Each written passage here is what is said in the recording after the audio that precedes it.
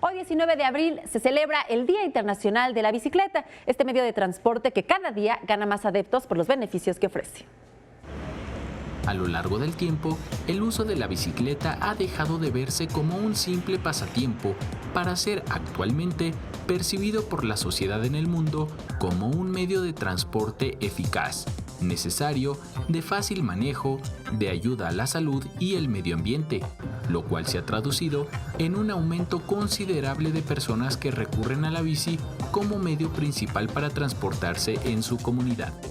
Durante los años 80, en la ciudad de Los Ángeles, Estados Unidos, comenzó a conmemorarse cada 19 de abril el denominado Bicycle Day, y con el paso de los años, este día se ha hecho internacional.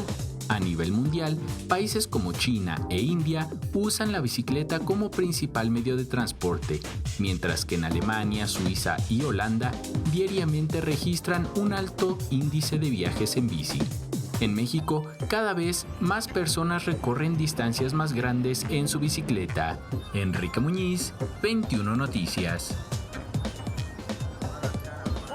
Y para aprovechar al máximo este medio de transporte, Google Maps incluyó en su plataforma una opción que mostrará las calles con infraestructura ciclista en la capital. Aunque este proyecto se ha aplicado en Alemania y Estados Unidos, en México, el reto es construir una base de datos en función de la información proporcionada por los mismos usuarios.